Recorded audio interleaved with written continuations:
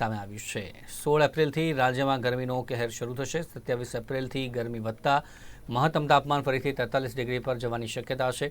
આવતીકાલથી રાજ્યમાં તાપમાન 2 થી 4 ડિગ્રી ઉંચકાશે। વરસાદી સિસ્ટમ સક્રિય થતાં તાપમાન ઘટ્યું છે। ગઈકાલે સૌથી વધુ તાપમાન વલ્લભ વિદ્યાનગરમાં 40.1 ડિગ્રી નોંધાયું હતું। રાજ્યમાં એક તરફ કાળઝાળ ગરમી પડી રહી છે, જેના કારણે લોકો ત્રાહિમામ પોકારી ઉઠ્યા છે। ગઈકાલે વલ્લભ વિદ્યાનગરમાં સૌથી વધુ 40.1 ડિગ્રી તાપમાન હતું। રાજકોટમાં 38.9, સુરેન્દ્રનગરમાં 38.8, ભુજમાં 38 ડિગ્રી, અમદાવાદમાં 37.5 ડિગ્રી તાપમાન છે। જ્યારે બીજી તરફ અચાનક વાતાવરણમાં પલટો આવ્યો છે। ગઈકાલે રાજ્યના કેટલાક વિસ્તારોમાં કમોસમી વરસાદ પણ ખાબક્યો હતો।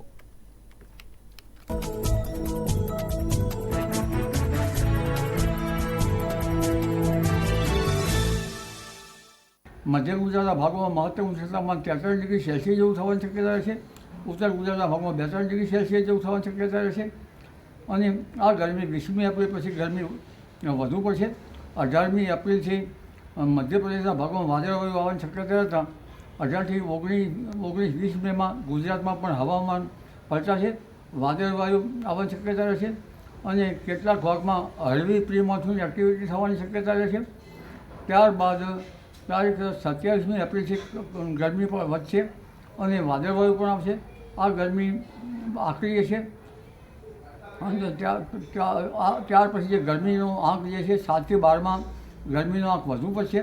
7 થી 12મીમાં ગરમી અકળાવનારી પડશે, લૂ પડશે।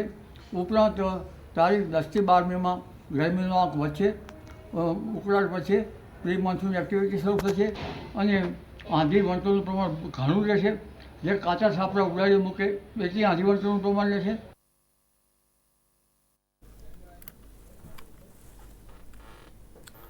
તો રાજકોટમાં ડૉક્ટર બાબા સાહેબ આંબેડકરની જન્મજયંતિની ઉજવણી કરવામાં આવી હતી। Civil hospital